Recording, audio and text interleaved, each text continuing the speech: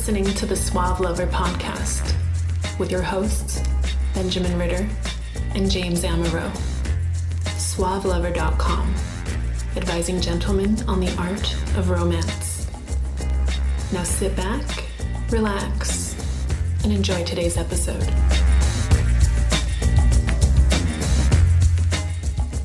James, how long is your to-do list today?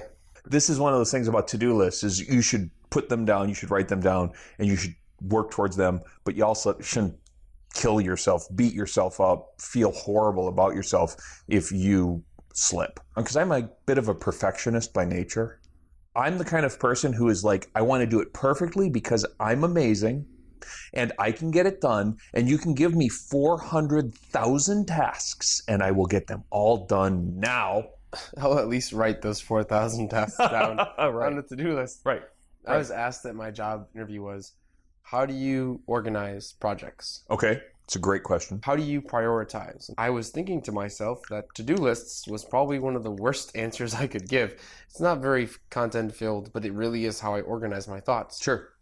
I write to-do lists. I work to-do lists. I have to-do lists everywhere. Yep. You can open up any notebook and you'll find to-do lists. They Yep. may have some things crossed off, some things not crossed off. I will write a to-do list every day. And it could be different, it could be the same, but it's just how I organize my thoughts. Like you said, if you don't get this done, you're going to jump off a bridge. But you're organizing what you have to do. You separate out the urgent and the important things. And taking responsibility, your job is to figure out what's important. Not just what's urgent, not just what's on your plate. And you've got to separate that out because it is sort of like a moving stream of things, right? What's important now won't be important tomorrow. If you've missed a deadline, your opportunity window is closed. If those things have happened, okay? And I also see to-do lists as assigning the project to myself. Sure enough. Or it's kind of calling it out. I'm accepting responsibility that I have to do this thing. But some Right. people don't even write anything down and keep it all in their head. So Yeah. I wish I could talk to someone like that and be like, how do you get things done? Or do you get things done? Do you get things Do done? you accept responsibility for getting things done? Or are you just waiting until the blame comes down, the shit hits the fan, or are you trying to hoping to dodge the repercussion? I think the people that don't use to-do lists are the people running around half an hour past the deadline trying to figure out how they're going to get this project done. All right. So I think it's very interesting. It's very difficult. It's very important. So all those things, interesting, difficult, and important, to deal with sort of the responsibility that comes with making promises. The responsibility that comes with... To yourself and others. To yourself especially, and to others. And we go through these cycles of weekends and weekdays because of like a weird biblical artifact. And we have this notion of a 7-day week, but what's beautiful about it is it constructs, it creates structure, it creates repetition, it creates a waking time and a sleeping time. That scheduling is incredibly powerful. Yeah, As a young we try guy, to schedule our own lives, but we have our schedule set for us in general. when are you going to fuck next? You don't precisely know, okay? But you knew like fucking clockwork at 4:30 today. Yeah, true. At 4:30 today. At 4:30 and when you today, have I'd a be out of job, work. you're out of work and we're going to do this thing. And at 8 a.m., if you have got a fucking 9-to-5 job, at 8 a.m., you know where you're going to be. You're either going to be showering or you're going to be on the road or whatever it is. You have predictability because of that schedule. You have that reliability. And guess what? That's not in you. You're not like magically a 9-to-5er. You're doing it maybe because you're a late night person despite yourself. Or You make yourself do it. you find... Some people don't. Well, some people... My roommate running around screaming that he's late for work. There's the carrot and the stick thing, right? So some people are internally motivated or they are incentivized to do things, and then some people just get fired if they show up late enough, and they learn the hard way. Do you know anyone like that? I was fired. Oh yeah, that's happened to me a couple of... But I'm totally time elastic. To me, time is totally fictional, which means that I have to override my impulse to let one day become 4 years with a tremendous amount of scheduling, planning, to-do lists, because it could all blend together. I am a stickler Yeah. for my to-do lists and Yeah. my projects. I have to get shit done. I have to get it done now. And I need to plan. And I need to make sure that I accomplish what I set out to do. And if it's been really difficult working with people that have elastic time. I'm curious to see how you transformed and like basically said, I'm taking responsibility for my shit. And if I don't take responsibility for my shit, you get fired. Not only are you going to get fired, you're not going to be able to pay rent, you're kicked out of your house. You're not going to be able to have dates. You're not going to have functioning relationships. One of the things that I find most attractive about the 20-somethings that I date when I like them is when a girl shows up within the neighborhood of an hour of when she said she would. Holy balls, do I think that's amazing. You're running a little bit late. What do? You fucking text your revised plans. You know what happened when I was young and dating? And you didn't show up? When you said it was 7 o'clock, you showed the fuck up at 7 o'clock. Well, if you weren't there, then there's no way to tell you that you weren't there. That's right. There was no cell phone to text to. That's exactly it. You have about 10 minutes, and I'm booking it. That's because you don't want to be left hanging. You don't want to be the asshole who got stood up. We're living in permanent fear of being stood up. So when it's go time, you triple check. Hey, are you sure that we're still good to go? You know, it's like this fear of being stood up is pervasive. As someone who's self-disciplined and responsible, when I say I'm going to show up to something, and by the way, as I like to say, I make very few promises so I can keep them all. To be self-disciplined means you say you're going to do something and then you figure out how the fuck to do it. Means with yourself and others. With yourself and others. So have you always been self-disciplined? No. Just no. I feel that I've always been self-disciplined. You're lucky. I have set goals for myself since I've been young. I've had enough of a passion for those goals that I didn't have to figure out how to do them. For example, I wanted to be a professional soccer player. So, and I think a lot of people have, but I took a different route to, I'm going to practice twice a day. Oh, I need to be stronger. I'm going to lift weights. I'm going to learn how to lift weights. I'm going to read every weightlifting book in the bookstore. I'm going to order weightlifting books online. Oh, wait, I need to study nutrition too. I'm going to study nutrition. I'm going to learn everything I need to know about nutrition. I personally take my goals, I take whatever, and I make them into my passions, and then I will just devour that subject. And this is how Suave Lover is born. Yeah. Right? Yeah. How I got to this point today with you. Yeah. I became interested in social and behavioral psychology and personal relationships and sexuality and getting over exes and all those types of things. And all I did was buy every fucking book in the market. I went out every day of the week. I started talking to people about it. And I took advantage of every opportunity that I had. I'm not sure how I was born with that or developed that, but I do know that there are some things that I'm not okay with doing. I don't enjoy them. Yeah. But they are my promises and they are my responsibilities. Yes. And it's interesting to see how I have to push myself to get that shit done. Virtually the definition of self-discipline is doing something you don't want to do despite the fact you don't want to do it because the results are something you want. That's the definition of self-discipline, so right? I took Taekwondo. We'd have a stretches and we'd have a mantra to say when we were getting ready for our class and for practice. They have a rhythm to them. Courtesy, integrity, perseverance, self-control, indomitable spirits, humility. And it just reminds, whenever I think of discipline and responsibility, I think of this. I think of screaming these words out, stretching, and when I was in Taekwondo class. Sure. How do you learn to be responsible? Okay. You have to desire it enough? I think why do you learn? Right. Why do you learn to be responsible? So as a vain, narcissistic, special entitled kid, and I was a vain, narcissistic, special entitled kid, the responsibility virus did not infect me until much later. I didn't think that I had to do anything other than figure out what was already built in within me, God-given assets. I thought I had to uncover my God-given assets and unleash those upon the world who will finally see the greatness of my fucking awesomeness. Like you could fly. But sure, you of would course. have to wait until your 16th birthday. Duh. Yeah, I just got to wait until that's activated. I wasn't always so disciplined. Oh, yeah? Yeah, I got suspended for punching a teacher once. I hope she was bigger than you. No, but really, yeah.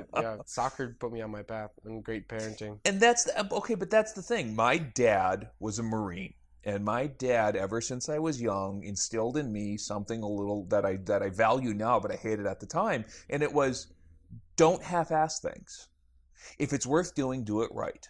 If it's not worth doing, don't do it. And that basic sort of notion of choosing And I didn't realize as a younger person, I suppose, and I probably didn't realize until as a much older person, that you really can choose everything. You could say no. You can say no to virtually everything. But what do you say no to, and why would you say no? Well, the only time I've really said no is when something went against my moral sure enough. standings, Sure enough. which are pretty flexible at the moment. But also when I've already experienced it, and I didn't think that I was going to gain from the situation. I think saying no is an excellent opportunity to reallocate your time and energy to things that you value. I think what you should say yes to are things that are a natural, I use that word loosely, and an inevitable expression of what you value. So saying no could actually be an exercise in evaluating what you're passionate about. I certainly would like to believe that. Do you ever see the Jim Carrey Yes Man movie? He says yes. Yeah, he says yes. He says yes to every opportunity, and it's almost foolish and it's silly. And what's sweet about that is, yeah, you shouldn't just let opportunities pass you by. There are a lot of opportunities that are going to come your way, and actually they get diminishingly few over time. It's like you got a few you should capitalize on. But what's stupid about that is, what's really foolish is, most of your time, as you become more adult, self-aware, and responsible, should be directed at shit you care about, not random opportunities floating in and out of your awareness. So hopefully you lived a decent enough life that you have enough experiences that you know what you care about. If you don't know what you care about, say yes to everything for a little bit. For a little bit. Even fat chicks. Yep, even fat chicks. And just go sample stuff. But at some point you're going to say, hey, guess what's a waste of my time? Most of the shit. Most of the shit in the world's a waste of my time. So what you say yes to are the things that aren't. Would you consider Breaking Bad to be a waste of your time? Yes, and I love wasting my time with Breaking Bad. Everyone's talking about it. I know. Stop. Right? I don't watch it. I have no idea what it is. TV so there are things. certain actions that, of course, they're just enjoyable. And that's not wasting your time. No. I mean, maybe 20 hours on World of Warcraft. Okay, responsibility means accepting the consequences of your choices. That one's hard. That one's wickedly hard. When you make a choice, it's not actually doing something. It's basically saying that if I don't decide to take responsibility for this, or I'm not accountable for this, or maybe I am accountable for it, I don't really care. As Rush quoted, if you choose not to decide, you've still made a choice. So responsibility is accepting the consequences of your actions, including your non-actions. And one is one trait of a real man. Taking responsibility for your shit. Responsibility. Now here's what's tempting. Placing blame. It's the opposite of responsibility in many ways. Or self-handicapping. Oh, when you're arguing. Do you ever self-handicap? Oh, well, I was ready for the test, but I slept too long, or I didn't get enough sleep. Or you kind of figure out how it is that you're going to try something, but you're not going to give it your all. Instead of saying, wow, I really could have studied more, and I should have went to bed earlier the day before. And however I do is an accurate assessment of what instead of just trying to say, hey, you know what, when I went up and talked to that girl, I didn't really mean it. I didn't really care what happened. That's self-handicapping. One of the whole purposes of taking responsibility is so your ego does get hurt when you fail. Indeed. And you learn that your ego doesn't matter that much. You can hurt it all the time. It's okay. Because your ego is only there to motivate you. It's really tempting to not put your ego on the line, to use a lot of ego defenses, to not really put anything on the line, and then you're not responsible. Hey, you know what? The world happened to me. So noticing when you're kind of skirting by, that you're not assigning responsibility for things that you shouldn't. If you don't know what your priorities are, you know that if you can't prioritize, if everything is just a mash. So basically you just have I have to get this shit done right now. Yeah, just none of that. Everything is determined by your boss, your syllabus, your church. Like if no one told you to do something, you'd be sitting on the couch watching Breaking Bad. You bet. That's an excellent example of lack of responsibility. Lack of it. It's not just internal initiative. You take naps all day. You wouldn't really wash your clothes much if you didn't need to go somewhere. So those types of things. You just kind of be floating through life. Initiative and that responsibility thing are different. If you don't make any promises, who are we to judge if you want to sit on the couch all day? But you're not taking responsibility though. And that's a sign. If you haven't made any promises, I suppose you're taking responsibility to nobody. That's fine. But if you don't like people who don't take initiative, I think we call those people lazy. If you don't like people who don't take initiative, but we're telling people too, if you're lazy, maybe you should evaluate your priorities and if you're taking responsibility for things for goals that you have in life. What I'm saying is, if you're lazy, one of two things: come to me for help, or don't come to me at all. How to start a kinky relationship. by James Amaro is the definitive guide to successful, alternative, romantic relationships. The book has been called 50 Shades of Grey for Real People. Educational, informative, and irreverent, this book has something to offer anyone who is curious and sexually adventurous. Get your copy of How to Start a Kinky Relationship by James Amaro at Amazon.com or in select bookstores today. Because I don't care if you're lazy, just don't inhabit my existence and my awareness. I don't care if you're lazy, I just don't want to know about you. Your situation's not going to change. I have no interest or nothing to offer. If you are lazy or you don't have set priorities, you're just reacting to your environment, your current situation in life is not in your control. I think so. And is not going to go the direction that you want. However, if you do decide to take initiative and therefore the responsibility for your actions, then some really cool things happen. Really cool things. You get to make mistakes as learning opportunities. There's a beautiful piece of social psychology technology called a fixed versus a growth mindset.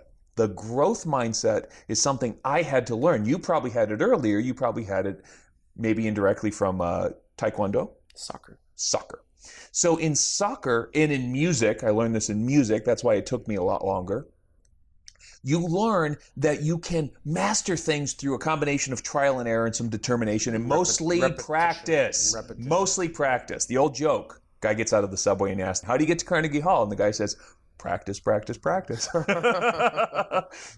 So you practice. And if you have a fixed mindset, setbacks, discouragement, the inability is going to piss you off and your ego is hurt and you're not that good. A growth mindset says, if humans can do it, I certainly am within the realm of humans. I can try it. Now, I may not be very good, but I can practice and get better. I may never be the Tiger Woods of golf, but I can get a better golf swing. I may never be the Jimmy Page of guitar, if you like rock guitar, but you can get better at guitar, but you have to practice. The growth mindset makes it okay to try because not being good isn't coded as failure, it's coded as feedback. Okay, that's huge. Learn that as a grown-up, that it's okay to try stuff that you may not be good at and learn from the experiences and get better at those with practice. There's this quote, I think it goes, mistakes are just opportunities to learn. And you only can grow. You grow from making mistakes. Mistakes are not bad, basically what you're saying. If you can consume that experience and learn from them. Now, there's plenty of people who are in Groundhog's Day of experience. They go out and they do stuff, and they do the same stuff, hoping for different results. Crazy people hope that by doing the same stuff. Insanity is doing the same thing, expecting different results. Okay, so here's what a lot of people are going to do. And that goes the same for responsibility. It certainly does. If you are saying, hey, I hate my dating life, I hate my circumstance, but I'm not going to do anything to change it except go to the same shitty bar with the same friends who are no good with girls and hope for you are not taking responsibility. You're not going to change anything. You've got the growth mindset almost, but you're behaving in a fixed way. And that was what frustrated me. I thought I had a growth mindset because it seems like a good thing. But my actions were fixed. My actions were I got frustrated, and if I couldn't get good at something quick, I gave it up, and I finally caught myself doing it. And that's what changed. That's what happened. When did you catch that? Like probably mid-20s. I had a couple of things I was good at, and I did those. I was good at some technical things, whatever. But then I learned that you can do and take an interest in a whole variety of things and be shitty at it and not feel stupid or bad because you can try things out, learn from your experiences, recode your mistakes. Explain the fixed mindset a little bit. Is it just being afraid of failure?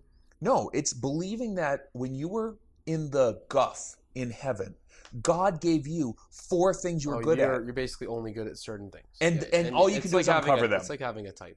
It's like believing, right. It's like believing that somehow Tiger Woods was predestined in the embryo to hit a great golf swing instead of understanding that his dad took him out at 3 onto the course. Nature. It's a lot of that. Mm-hmm. And so it's a perverted way of thinking that somehow you're so good at it because your ego kicks in. So you don't believe in playing to your strengths? I certainly do. I don't believe that you should be a victim of your weaknesses. That's the point. You play to your strengths, and then you make your weaknesses an irrelevant non-strength, either by compensating or by bolstering. You basically, it's an ego defense.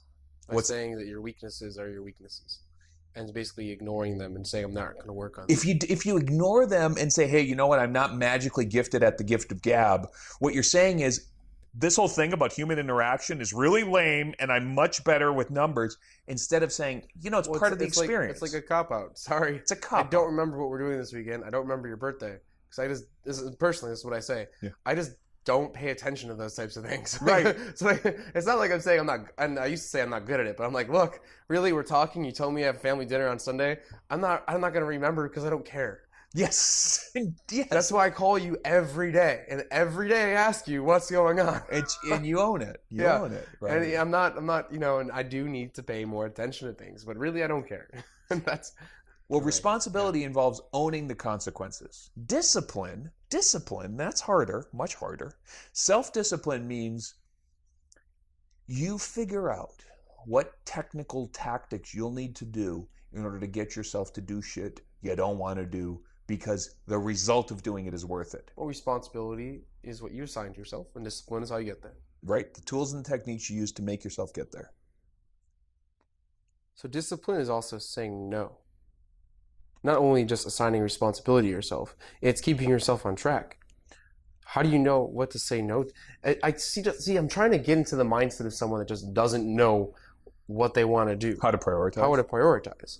And other than taking a piece of paper out, writing down everything that you do from the time you wake up to the time you go to bed, with actual hours and minutes associated with them, I don't know personally any other way to prioritize your life, and almost to do that for a week and kind of see, where am I spending my time? Where's the bulk of my time? There's nothing better than a runner's journal or a nutritional journal or some way of being able to hold yourself accountable by this isn't unique. Acknowledging. It's taking responsibility and pie charting out your life. Why would it be unique? Yeah. What about the procrastinators? Procrastination is, more often than not, playing 2 or 3 priorities against each other. When you were studying for that final in physics in high school or college, and you had also to go to that party and you wanted to write your poem or whatever the fuck it was, playing those things against each other is the essence of procrastinating. If you have one thing to do, you do it till it's done. Procrastination is having a bunch of shit to distract yourself with, having a bunch of priorities. Well, but that's important too. Well, we have a lot of options, and it's very easy to be on Facebook when you're supposed to be writing and watching your paper. TV and hanging around gabbing. We procrastinate without actually having reasons to procrastinate now. Yep. Oh, yep. I got a text. I got to text her back. I got to go on Facebook and check and update my status. We're in a high I have distraction. to update my status that I'm studying. A high distraction, 24/7, easily distracted environment. We think it's ADHD, and I'm sure that there's, to some degree, that is true. Self-induced. Most of it, right? Most of it is socially self-induced. I need Adderall so I can stop doing all the fucking shit I'm doing and focus on one thing. That's right. Because I don't have the willpower to turn off my fucking Facebook. Willpower. One of the greatest myths ever invented is that there is such a thing. There is no such thing as willpower. What you have are the tools that you use to hold yourself accountable. There is no such thing as willpower. You can't will yourself to quit smoking cigarettes. They're more addictive than heroin. There is no willpower But I can involved. will myself to not eat junk food. That's willpower. Once you've got a fucking sugar addiction, there is absolutely nothing you can will away. What you have to do is quit putting fucking brownies on the cupboard. You have to avoid the stimulus. There is no willpower I can involved. have sweets in front of me, and I don't. You damn well better learn how to structure that so that you don't put sweets in front of you if you have a sugar addiction. But I'm saying that I don't have a sugar addiction. I think willpower isn't for addiction. You don't, but you don't relate to people who have sweet tooth. Well, willpower isn't an addiction. How do you know I don't have a sweet tooth? How do you know I don't have a preference for sweets? Maybe I do, but I decided when I was younger that my journey to becoming a professional soccer player. One of the most horrible things that you can do is try to give people, especially kids, this horse shit idea of willpower. Willpower is the most perverse notion basically since By not Jesus. putting sweets in front of them, you're giving them a better opportunity of not eating them. It doesn't mean that they're still choosing not to go to the store and buy a box of sweets. That's right. So if you don't have the tools, if you use willpower, then you're going to say all fat people are lacking will, and you're just misunderstanding what they're experiencing subjectively. They're not lacking will. They don't have the right tools to deal with what is truly a habituated problem. Let's flesh this out. I believe that someone that is fat, even if they have a genetic predisposition, they are okay with being fat. If they want to become fit, and they're not trying to become fit by going to the gym, by watching what they eat, they're just sitting there complaining that they're fat. They don't have the willpower. Willpower. How else are you defining it? Tools. Willpower is a tool. You have 2 master's degrees. You're smarter than these guys. You have 2 master's degrees. And what are you going to do? Go down to the south side of Chicago and tell those people, will it away, fatso? Really? You have 2 fucking master's degrees. You're assigning magical powers to willpower, like responsibility, discipline, willpower, procrastination. These are not magical ingrained traits within you. They feed off of every other aspect of your being. So yes, okay, toolbox. Your toolbox on how to have willpower. Your toolbox to say no to something is not just the word willpower. Willpower has other components to it. So I'm saying horseshit and counterproductive components to it. Willpower is ridden with horseshit and counterproductive components because it's a moral judgment of a mechanical artifact. You cannot empathetically experience how other people subjectively experience the world. When a sweet is put in front of you and you don't feel the compulsion to put it in your face, which you don't, I reasonably expect. I don't have a sweet tooth. They fell out. So when you don't experience that, then you imagine nobody does. There are people who can't control their impulses. Those people are called compulsive or addictive. Have impulses. That their impulses are greater than my impulses. And they don't control them the way you do. Yes. They don't have the impulse control you do. But I still deny my impulses. Indeed, they may not you be do. They may not be as strong as your impulses. Yes. They may be stronger than your impulses. Indeed. We have no way of comparing our level of impulses. We certainly do. We have MRI machines, fMRIs, where we can put people in and we can compare our impulses. So you're going to hook me up to MRI machine? If you would like to. Can you? Because why do I think that somehow when I put a candy cane in front of you, I'm going to get a minor blip? Because I've trained myself. And when I put the fat girl into the candy cane machine and I see it's going to light the fuck up. Because I trained myself to not have a major blip. That's exerting impulse control. Do you know about the Stanford experiment, which they do with 4-year-olds and with the cookies with the marshmallows? That'll be a good example. They put marshmallows in front of them. So what is the experiment? They basically, and they found this is really interesting, but they basically put kids in a room, and a researcher came in and said, this is a marshmallow for you, but if you wait until I come back, I'm going to give you 2 marshmallows. That's right. And then they waited and watched and evaluated to see if the kids ate the marshmallow or didn't eat the marshmallow. About 10 minutes or so, they leave the room. And they filmed them. It's really funny to watch some of these kids try to deny. That's right. They're like eating their fingers and they're like grabbing their faces, and some just like fucking they eat the marshmallow. Yep. That's right. But then they follow these kids. That's right. For the rest of their lives. That's right. They did better on the SATs. They did better in college, and the they kids had higher earnings. An understanding of what can happen if I don't do this. Well, the consequences basically. They understood. They evaluated what can happen in the future. They were able to predict how happy they would be in the future if they did something. If they changed their actions currently in the present. They might have been able to predict it. They inarguably demonstrated impulse control. They might have been able to forecast their own hedonic present values with respect to the future. I should backtrack because we know you cannot. We're really bad at predictors. We're really bad at predicting how happy we're going to be, how mad we're going to be in the future when something happens, what we think is going to happen. So like you said, it's impulse control. It's impulse control. Impulse control is wickedly hard. If you use willpower as your primary crutch for trying to control your impulses, you're setting yourself up to fail because you know that people with the proper will don't put food in their mouth. Here's what's a better thing to do. Count calories. Here's a better thing to do. Don't stock your shelves with shitty food. Here's a better thing to do. Hang out with people who don't eat shitty food and have that impulse control so that you can emulate it. It's way better than willpower because willpower gets into a vicious cycle of setting yourself up to be a better person if you have the will, and then feeling bad about yourself when you don't exert that will. So if I want to meet more girls, hang out with people Hang that out have a with lot of people, girlfriends. exactly. Or hang out with girls. Hang out exactly. with girls.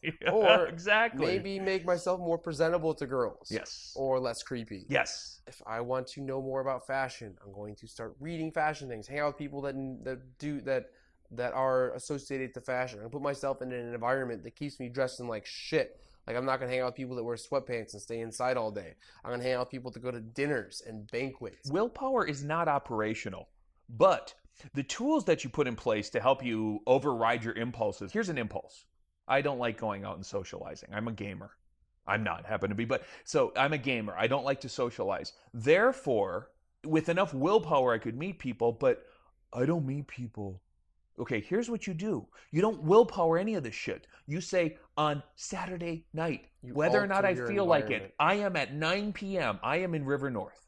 You alter your environment. You alter it. Yes. Times, yes. Enough times. Yes. Okay, personally. Yes. When I was in college, when I was unhappy with my life, I don't have the friends that I want. I'm not where I want to be. I'm not meeting the girls that I want to meet. No matter what, I wanted to stay home. Yeah. No matter what, I went out. Yes. No matter what. Yes. And this is while I was reading things about pickup and social psychology. No matter what, I went out. Yeah. No matter what, I talked to people. Yeah. No matter what, I put myself in environments where I had to be social. I had to be high energy. I had to dress certain ways. I had to talk to certain people. Yep. And today, I need to go out. I need to meet people. I need to be in the scene. I need to have a drink. I need to talk to girls. I need to have friends. I need to connect them. I need to network them, because I have this muscle memory in my mind that gets really, really negative if I stay in. The Essentials by Benjamin Ritter is your concise manual for life improvement and success with women. The Essentials has been called a straight-to-the-point lesson in the lost art of being a man. Packed with insights, this book will transform the way you think about dating and relationships. Get your copy of The Essentials by Benjamin Ritter at Amazon.com or in select bookstores today. There's a great generalization, because if you find that something you don't like about yourself, let's say you're not social enough, let's say that you're not meeting the caliber of women that you want, let's say you eat too much. If you find a greater pain in doing the thing you don't like, then it's easy to change. You're like, staying in sucks. I hate staying in. I feel withdrawn. It was a fight. It was a fight. At first. It was a fight. And it, honestly, at first, for a very long time, it was a fight. It was a very long time it took to fight that. To fight that impulse. And you know what? That impulse is not gone. No, but I bet it feels worse feeling disconnected, not part of the scene. Feels worse to stay in than it does. Right. Yes. So I feel you. Right. I'm so tired. Fuck, what are people doing? Yes, exactly. It really hurts when I see my friends basically saying, I want to change my life. Why do all these girls suck? Why can't I find a meaningful relationship? Yes. Wait, you're staying in again tonight? Yes. How many days a week do you go out? Right. Because I meet about 300 to 400 people at least a night when I work at the bars. I may not have the most amazing conversations with each and every one of them, but I maybe spark every now and then with one person. Yep. It develops into something, at least a friendship. Yep. You expect to meet someone that a genuine person that you connect with, to have a lifelong relationship with, the one time you go out every other month. If you were looking for a fucking car, would you seriously go up to your neighbor's door, knock on the door, and say, "Can I have your fucking car?" Is that how you're going to shop? Can I see your car? Oh, I don't actually really like your car. I'm going to go inside and wait another year to go look at another car. That's right. It doesn't make any sense. You go to markets to go buy shit. If you're looking for a relationship, you go where single people You go to a small lot and there's 30 cars in the lot, and you say, fuck God. this. You go online, you browse 1,000 cars, right, and then you do your research. Yes. And then you go comparison shop. And then let's milk this analogy. You test drive a couple. Test drive a couple. Before you decide to go buy one. You ask your friends about it. Or you might decide to lease one because you're not that committed to the goddamn car. Yep. It's a little bit like dating a girl because you found a girl who don't suck. Or you might get a rental for the weekend. I'm not saying rent women. I'm saying date them for the weekend. Can you rent women? That's the oldest profession, actually. You have to get insurance. Yeah, I think it's Valtrix. What happens is there any way to lose my security deposit? I think if you take the wrong rental home with you, you're going to lose more than your security deposit. You're going to wake up wishing that you had never Can I rent horrible. multiple at once? You can drive cars right into each other, actually. If you get really good at it, you can just... You pay enough for them. That's right. Drive 3-4 cars a night. But then also you get bored of your brother. car. Get tired of it. You want to improve it. This didn't sit well to me because I do not go out to go out. I like music, but I don't like the scene. It's despite the fact that I don't like it that I go out. It's to go meet people when I go out. That's when I go out, as I go out for a purpose. That's where you meet people. Because it's tough shit. That's where the single If you're people, not going that's to where meet the someone social at work, people you're are. going to work at a shitty place with no one around your age or they have similarities with. Hit on the secretary that every other guy hits on. Yeah, if you're not going to talk to the cashier at Starbucks, who are you going to talk to? Right. Now also, you can meet women everywhere if you actually get out, but you do have to be out. They're not going to come knocking on your door trying to convert you to Mormonism. Head up, earphones out. Yeah, that's right. No, head up, earphones out. That's no kidding. Head up, earphones out, smile, say hi to people. You can turn a game of going onto the train or the commute to work. I'm sorry about the people who live in the commuter cities where they have to box in I will themselves. talk to every woman wearing a scarf in the winter. That's sweet. Because you like scarves, do you? I will talk to every woman wearing Toms. Yeah.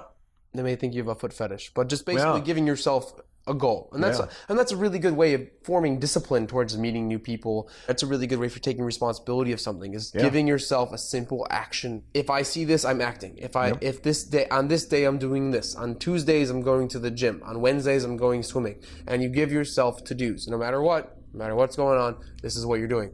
On Saturday night, I'm going out. One of the things about getting the sort of the discipline or the chops is giving yourself bullshit targets, like Small goals. 10 approaches, small goals. Just giving, but they're little games that you play with yourself or with a buddy who holds you accountable. But I like moving this away from relationships entirely and saying you need a job, set yourself 2 applications a day. You figure out how to chunk your big thing into little learnable compartmental you can't have portions. discipline if you're not getting some sort of fulfillment from what you're doing. And these little goals basically give you little motivation. They give, good job, little pats on the back. Oh my God, keep going. You did it. And good job. If you have the growth mindset, these little things will give you results. And this is what happened. I'm sending out shitty resumes. I should fix my resume. You're going to learn from it if you're paying attention. I'm hitting on girls and I'm saying the same thing. My dick is so big I can feel the cold water when I pee in the lake. That's not working for you. You should change it, right? You should revise your joke. You quit doing shit that doesn't work and you start doing stuff that does work, or at least try stuff and then find out whether or not it works for you. But you can't do that. You cannot do that if the only way that you try something is if you already know it's going to work, if you're afraid of failure. And that's what that fixed mindset does, is you're like, hey, I don't want to look stupid or embarrassed. There's an argument on Facebook today, actually. Someone was saying, you have a goal in life. You want to dedicate your life to it, but you also need a backup plan. And so what do? Do you go all in, or do you kind of make sure that if it doesn't work out, you have something going for you? Mm-hmm. And this debate ranged from, well, if you're financially secure, just go for it. Yeah. Or this other one's, if it's your goal, it's your dream, dedicate your life to it. Do it. Shoot for the stars. Who cares about everything else?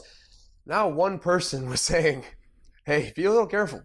There might be some consequences here. No one said learn from your mistakes. No one said just maybe it's not working out. Yeah, shoot for the stars. Go for it, But part about having goals and being successful is responsibility. And you can shoot for the stars and not become successful, but every successful person is probably responsible. And I think that probably successful people know how to cut their losses. I mean, if you're working on something and it isn't working for you, and this is such a subtle art, there's no good way of saying what this is when the right threshold is. But if you're working on something that ain't working for you, cutting your losses means turning your attention to shit that will pay off. And that's really hard to do. I mean, it took me a long time to learn that I was hurting my advantages in other areas of my life by not cutting my losses. And I think that's a really good turning point to basically say, am I still competitive on the market if this doesn't work out? Yes. If this doesn't work out, am I just going to be homeless? Right. Am I going to have no relationships? Am I going to be on my own? Am I going to basically have nowhere to turn? And as long as you're keeping some sort of competitive advantage in the marketplace to where you can be like, okay, this didn't work out. Cool, no skin off my back. Maybe I lost some money, maybe I lost some time, but I learned from it, and I still have all these other options. Yep. And I saw that as being responsible. That's responsible. That's discipline. Accepting the consequences of your actions, even if they don't turn out to be what you had hoped. I think it's a pretty mature thing to do. It's a pretty hard thing to do, and it's pretty mature. It's a big deal. So take consequences for your current status as a human being, where you are, where you're at in life. Yep. And be responsible. Don't blame your parents for where you got here. Don't blame your friends for not being the kind of friends you wish you had. Go change those things. Go change your circumstances. It's hard to do, but that's what responsibility is just owning it. And if you're in a relationship and it's not working out and you've done everything, you've taken responsibility.